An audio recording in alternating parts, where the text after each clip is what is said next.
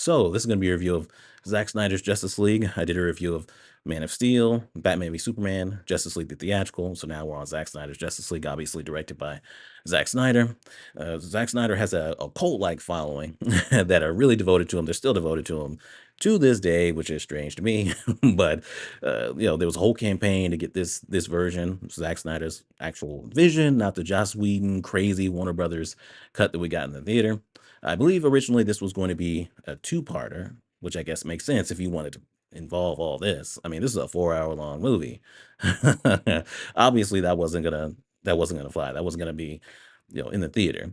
And then I guess they changed the plans. It was like, okay, we're gonna do only one movie, so then it had to be cut down and everything. And then Zack Snyder ended up leaving the movie, and they brought in Joss Whedon, and so it's a lot. If you watch the theatrical version, the reshoots are obvious. You got Superman's face and stuff like that, and they really wanted to make it lighter. They wanted to address certain criticisms. They basically waited. Well, like, okay, Zack Snyder, is he gone? All right, let's let's just do whatever that we think will work. It seemed like it was out of desperation, but whatever. I reviewed this when it originally came out, and didn't care for it that much. Thought it was better than the theatrical version, but not by that much.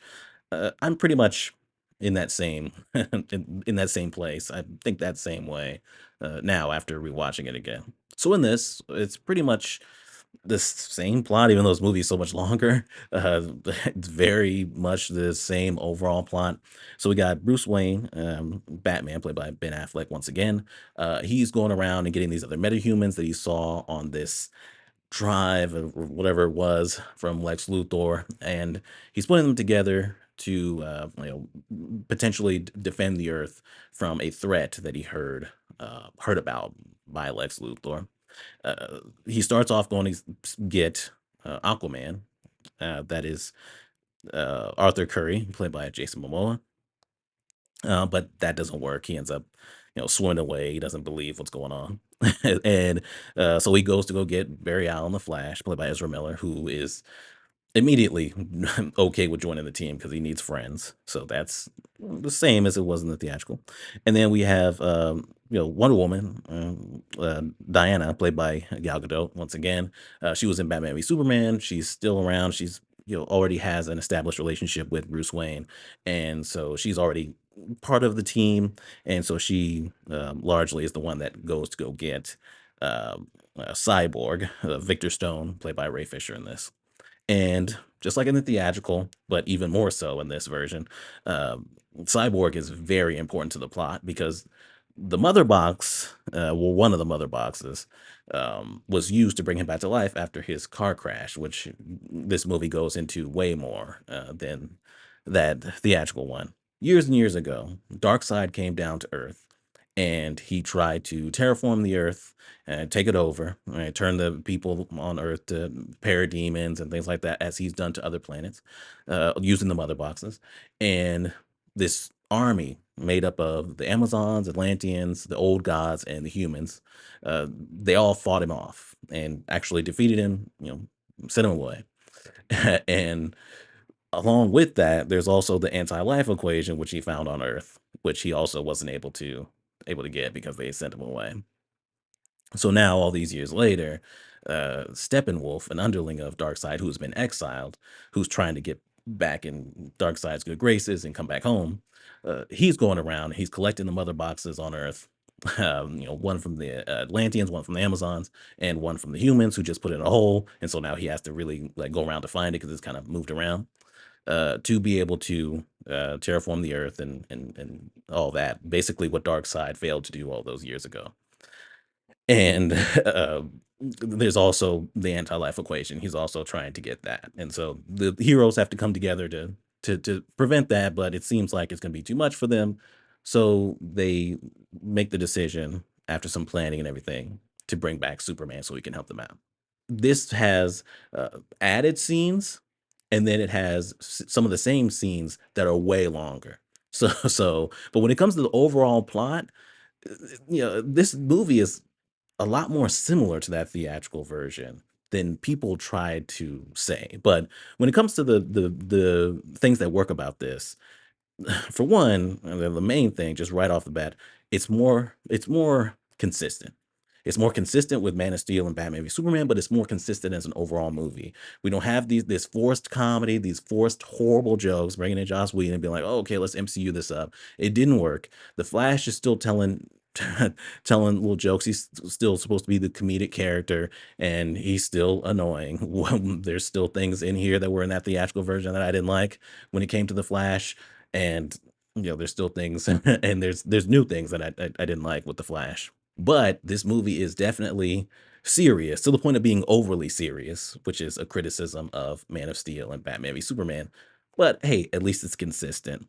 It has a look that I think works way better when it comes to the muted colors because um, other than certain moments, it does look better as a result, as a result of it being darker, and you can clearly tell that that was the way that this movie was intended to look.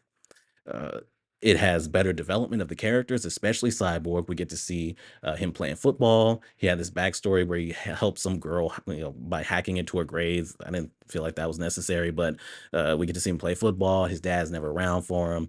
He ends up getting into the car crash. We actually get to see that, so we get a more whole look at the backstory for Cyborg, which I don't know why you would cut that out of this movie because this character has the most importance in the plot when it comes to his connection to the mother boxes. So why would you cut that out? I don't know. Maybe cut it down, but that shouldn't have been cut out. So that definitely works in this movie. And as a result of better development of the characters, other than Superman, we'll talk about Superman. Other than better development of the characters, there's also better development of the team. I think the team is way more cohesive here. I think they have some really good moments whenever they're like talking things out and they're planning things out. It really works. Like it gets you invested in them as a team. You want to see more interactions. You want to root for them. They're making all these plans and things when it comes to taking on Superman or taking on Steppenwolf in the end and things like that. And even though it's a bunch of it's a bunch of stuff, it's just a bunch of words to me, basically. Especially when Cyborg's explaining it, it's like, look, I don't understand what you guys are gonna do, but good luck.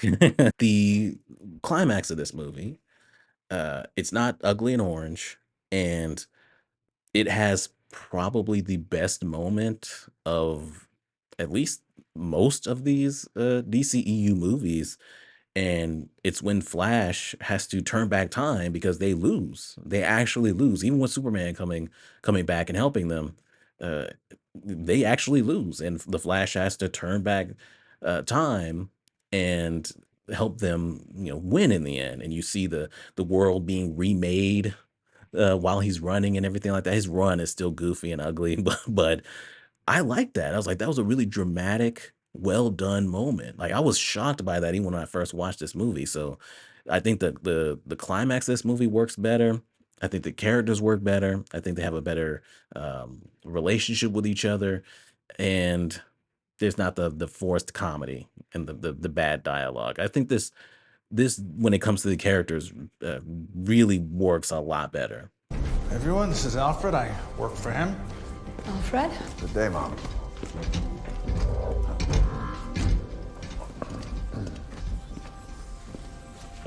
It's badass, Alfred. I definitely have some negatives though. So first off, let's start off with the good changes that the theatrical version did because there are some good ones. There was an attempt to improve certain things from this. So the the choice to have Darkseid be the one to lose to the Amazons, Atlanteans, and all that in the past. Um, I don't like that. I don't like having Darkseid, our big bad, get defeated like that. We shouldn't be doing that. The audience shouldn't see this character that we're supposed to see as this, otherworldly, like crazy, dangerous threat. We shouldn't see him get beat up by anybody until, the heroes actually have to take him on in Justice League 2 or whatever. I don't think that works. But from a storytelling perspective, it really doesn't work because you have more stuff in here with Steppenwolf where he talks to Darkseid or he talks to Darkseid's middleman and he's talking about his exile and all this other stuff. And people said, okay, oh, Steppenwolf is better because you gave him more backstory, right? Even though it's bare minimum. But actually, it makes it worse if he was the one taking on the Amazons and all that back then and got defeated. then it would make sense why he's exiled. We would automatically know, okay, he was exiled because he failed back then, and he also lost the mother boxes. He failed, he lost the mother boxes. Also, the anti-life equation gets involved in this, and I'll talk about that in a second. Immediately we understand. It's like, okay, you failed back then, and so now you're coming back to take over the earth, get the mother boxes back, and everything like that, so that you can go back home. Because you've been exiled all this time. But here he's been exiled because he betrayed Darkseid, but they don't go into details as to what he did when he betrayed Darkseid. They say that he killed people that were going after the throne, and it was like, wouldn't that be a good thing to Darkseid? Wouldn't that be protecting his claim to the throne? It's like, so what did he do to betray him?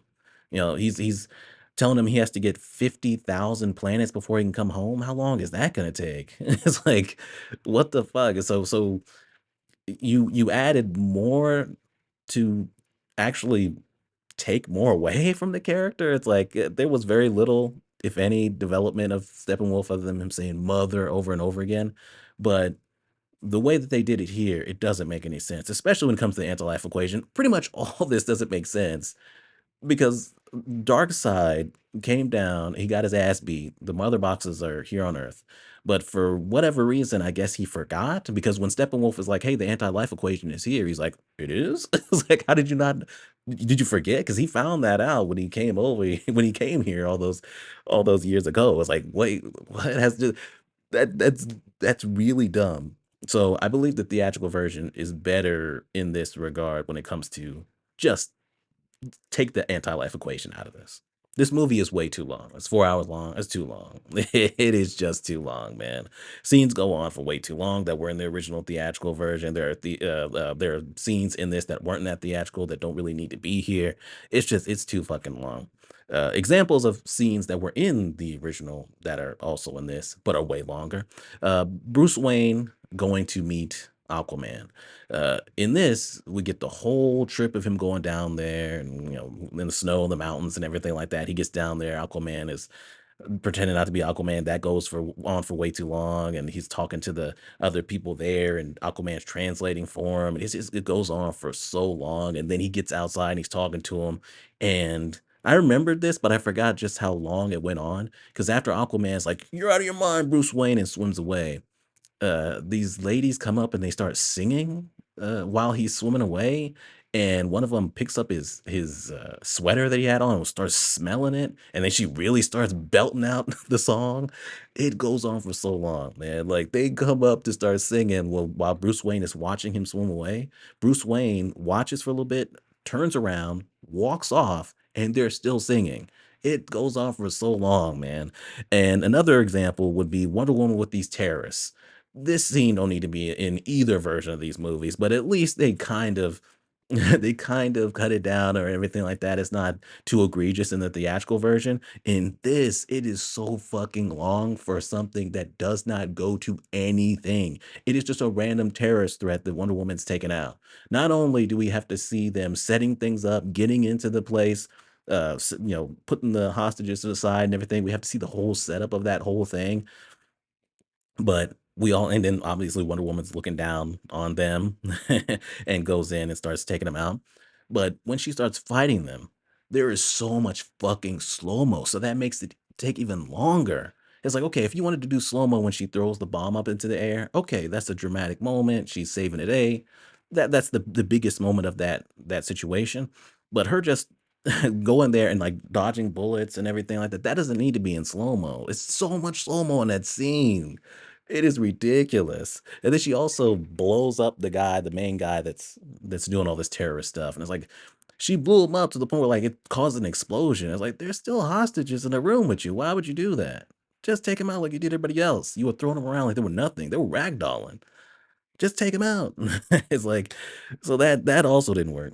As far as the necessary scenes in this that weren't in the theatrical, we have the Flash getting a job, taking care of dogs or something, and he's kind of annoying in this scene, and I didn't really care for him in this. And I'm here and I'm so sorry I'm late. Essentially, the bus didn't come, then the bus did come, but then there was this old woman counting change for the fare, like nickel, penny. Like, geez, Louise, let this woman on the bus. She's 107 years old. These are some of her last few moments of life. Resume?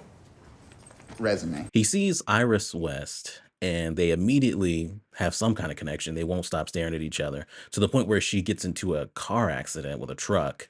And so he has to rush out and save her, and he's playing with her hair and stuff like that. They're setting it up for a romance that nobody cares about. They don't know each other at all. It's like you could at least have them fully interact and fully meet, but whatever. Uh, Zack Snyder goes in with the slow mo once again because I mean this is Zack Snyder unbound when it comes to slow mo. There's a slow mo of a dog barking. There's slow mo of the truck driver when the accident happens. He like drops his burger and like you see like a sesame seed fall in slow mo. It's like, bro, this is way too much, and you don't need this scene at all. Like, just take it out completely. Uh, the Aquaman stuff. Aquaman going down to Atlantis to talk to Willem Dafoe's character. Forgot his name. And Mara. He goes down there to talk to Willem Dafoe's character at first. They keep doing this thing where they separate the water so they can talk, which I don't think that I don't I don't remember Willem Dafoe's character being able to do that because that's something Mara can do is control water. And so that's something she can do is part the water so they can talk or whatever. But it's also the water is also parted so he can talk to Willem Dafoe's character. I don't think that makes sense, but it's been a while since I've seen Aquaman. Either way, none of this is consistent with the Aquaman movie. So by that explanation, it shouldn't be here. It's still a messy movie, just like the theatrical version was, where we're hopping around from one character to the next character, the next character, the next character. And it's like, man, it's taken halfway through a 4 hour long movie just to get these characters together. And then there's scenes that, with them that don't feel like they really need to be in here. And the pacing is so bad and so overly long. It's like, geez. And the slow mo, it's like, God. And then, we finally get them together and I like their dynamic and everything. And I like the scene of them saving the scientist because Steppenwolf, kidnapped the scientist because the mother box's scent was on them. He can read minds, even though he still takes the time to interrogate people. I never understand that in things. Whenever like a villain can read minds, but they're still interrogating people, asking them questions for what? Why you waste anybody's time? But they eventually decide, okay, we're gonna bring Superman back, and Superman is more consistent in this movie than he was in the theatrical. They really tried to make him hopeful Superman, even though he hadn't been up to that point. But yeah, Superman, he ends up getting brought back. They have their whole thing with him. And I like that stuff in this version, just like I did in the theatrical. But just like the theatrical, I do think the Superman being brought back, and I didn't say this in my review for the theatrical version. After watching this version, I definitely think that Superman should have been brought back in like Justice League 2. I don't think Superman should have been brought back in this movie. You spent so much time putting the team together already. You have this team and you're getting us invested in them. And I do think they work in this version, especially. Why have this detour where they have to bring Superman back to life, right? I mean, he just died in Batman v Superman. Like, let's have him be gone for a while, and let's have these characters really have to come together and figure something out on their own because they end up having to do that anyway. Like, if Superman ended up, um, if Superman ended up joining them right away, then okay, you we could really continue with the plot right away. But because he flies away with Lois Lane, and she's thirsting after him, even though he's been in a casket and been dead, and he goes to his to the Kryptonian ship so he can think about all those bad trailer lines from his two daddies, before he puts on a black suit for no reason. The whole thing with bringing back Superman, it does feel like the plot said, "All right, we're gonna focus on this for a second, and then we'll get back to the plot." So yeah, I do feel like the Superman thing could probably been taken out of both versions of this movie. When it comes to the action, I do think that the action is good. I like seeing Flash be competent, taking out the parademons. Batman, is still pretty disappointing to me, taking out the parademons, but whatever. The main thing with the action in this movie is that the CGI is horrible during the action scenes. For the most part, the CGI still looks bad, but looks better because of the muted colors and everything. You can't quite see it as much, so it's like, all right, you've tricked me into thinking that it's not as bad looking as it actually is when you look at the theatrical version. The real issue when it comes to the CGI is during the fight scenes. I mean, there's parts where it's like, okay, this is a video game. Like this is a straight up video game. There was a point where Wonder Woman was fighting Steppenwolf and she flipped over him, and it looks about as bad as the Speed Force stuff in that Flash movie. I mean, it is so bad. There's a point where they all at the end where they all come together and they all like they're kind of Batman's in the Batmobile and they're like jumping or flying or whatever next to him, and that looks really bad. And it stops for that shot to be like, "Oh, isn't this cool?" No, this looks fucking fake. So the CGI is embarrassing. Cyborg still looks really bad. He just looks better than he does in the theatrical version, but when he moves, it's really awkward and things like that. The CGI is really bad, especially in the action scenes. Even though I do think the action scenes are better overall, the CGI is really bad at points. Uh, as far as the climax, when we finally get to the climax is a lot better. Like I said, I like the Flash moment and everything like that. Superman flying in with his black suit and beating the shit out of Steppenwolf is like, all right. I mean, at least he's not trying to be the a better Superman out of nowhere. That is completely inconsistent. They take on Steppenwolf. They get to actually kill Steppenwolf in this version, because he just got transported away while the parademons are attacking him because he's afraid in the theatrical version, which is lame. It's just a way to sanitize things, I think.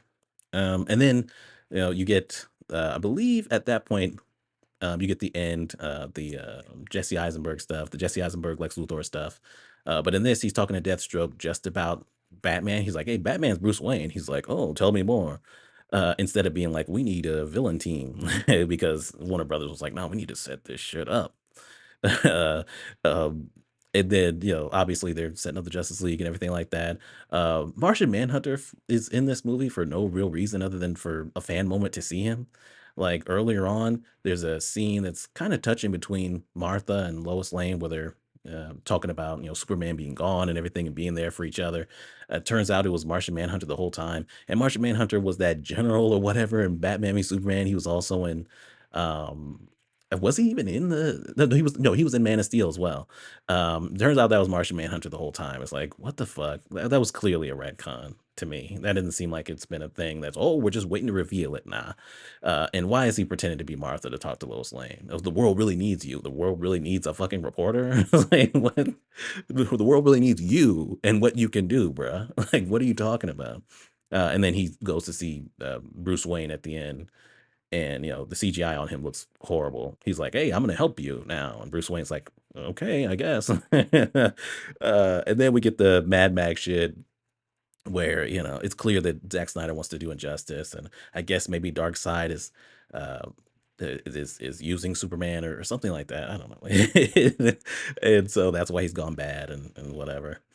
So you have certain characters that are there working with Batman in this whole like apocalypse like world, and you get the Joker, Jared Leto's Joker, being pretty much just as bad.